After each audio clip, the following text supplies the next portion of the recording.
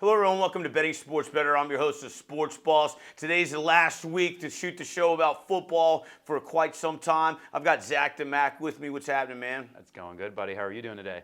I'm doing well. Not a great past week. Kind of took it on the chin. Uh-huh. San Fran gave out Cincinnati. Competitive game on the second part of that market. Sure. First one, I didn't see that coming. Four-string quarterback. Yeah, no, I think that shocked us all. And one, I was more shocked. Josh Johnson's still on an NFL roster.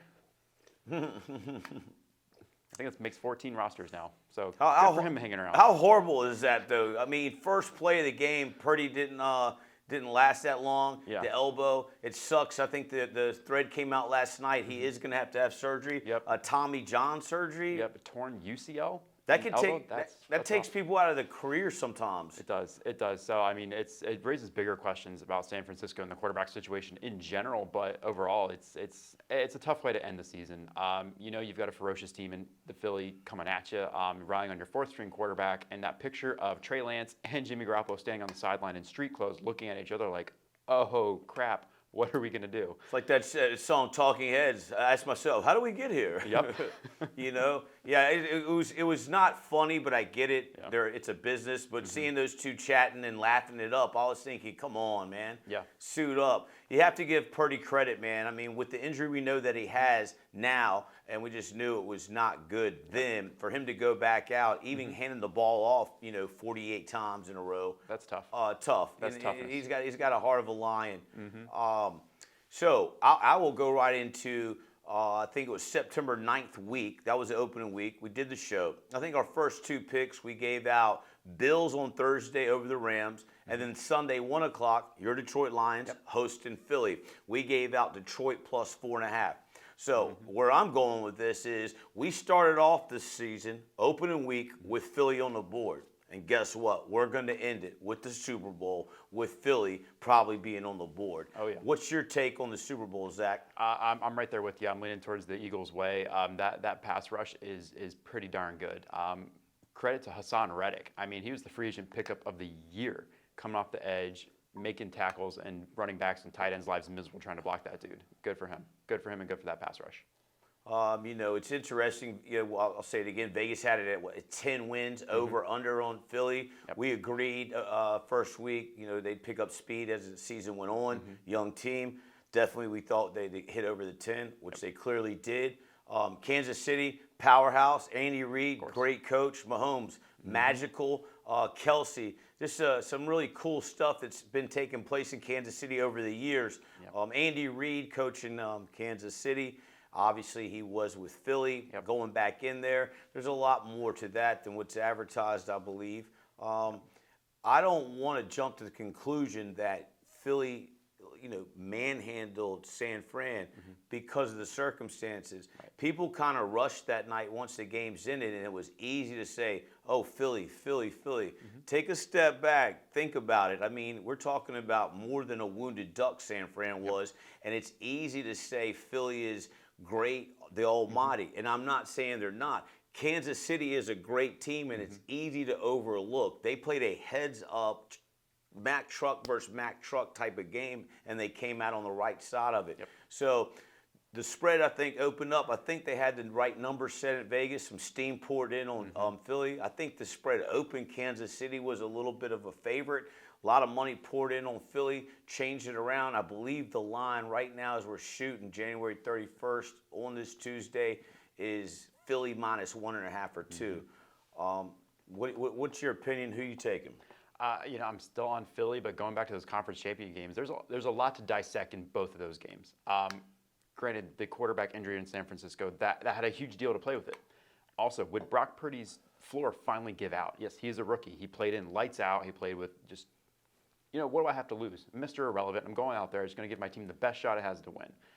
He did that. It kind of bottomed out. There are a lot of questionable calls, a lot of referee decisions that define both games, in my opinion. And there's a lot to unpack in both of those scenarios. But yeah, it's easy to overestimate that Philly's going to come in and just beat the crap out of Mahomes and Andy Reid. But there's a lot of history between these two organizations. Rewind 5 years ago. Doug Peterson coach of the Eagles, was offensive coordinator under Andy Reid. He was also a tutelage from basically being a quarterback all the way through the coaching ranks under Andy Reid. So these two organizations have a lot of history together. But I think at the end of the day, as long as Andy Reid is coaching, Patrick Mahomes is your quarterback, you're going to have a fighting chance. And the Chiefs' style has not changed that much over the years. Yes, they are innovative and they are creative and they know how to slice up a defense. The Eagles do need to respect that. I think the first quarter is going to be a little slow. They're going to feel each other out, and then halftime, then on, it's just going to be, let's go for it. Turn up the gas, turn up the nos, be aggressive, go for the win. I would say that I could see Philly winning this Super Bowl for more reasons than one. Andy Reid struggled when he was at Philly to get the Lombardi Trophy. He has raised one since he's been with Kansas City. Now he's coaching Kansas City, going against Philly. You know, my lean right now, I would say, was Philly even before I saw the games this week. But there's more to be said about this matchup, especially with the line moving around. Anything you want to say before we wrap up, Zach? Sure. Well, looking at the rosters between the Chiefs and the Eagles, top to bottom, the Eagles are the more complete roster. They've got a young, innovative coach. They have a young, offensively talented quarterback. The offense is designed to revolve around getting your playmakers in space. A.J. Brown is a dog. Devontae Smith is clearly the number 2 on that team, but he is just another Batman you got to cover. The Eagles' defense, 70-sack season, has to be respected. The Chiefs, at the same time, they know how to handle business. They've been there. They've done that. They are professionals, and they will come in prepared for this game. So top to bottom, I'm leaning towards the Eagles, but that's not to say the Chiefs have experience and history on their side, and that's so invaluable in these situations. The stage could be a little too big for some of these young guns on the Philly. It's kind of ironic, Mahomes, not comparing him to Brady, not saying he's better, worse, whatnot. But year after year, year in, year out, the flights, the hotels, the media, that almost becomes like practice, just like the game of football itself. Some of these Eagles fans, they were in college last year. They're superstars. They deserve to be there. However, it is a lot of preparation. As you saw last night, Syracuse-UVA game, if you're a basketball fan, which our shows will start getting more into that, on the sideline, courtside in Syracuse, UVA, playing Syracuse was 1, Jalen Hurts, 2, the linebacker, 3, the safety, all sitting there. They are normal. They have lives. However, you'll see more of these players and superstars at events, photo shoots, autograph sessions, all the way leading up. The mental part of the game after being there over and over, like Mahomes, Andy Reid, and a lot of the Kansas City Chiefs, it's just business as usual, just saying. So that's kind of where I have it. Remember, tune in to win. If you're at a loss, watch the Sports Boss.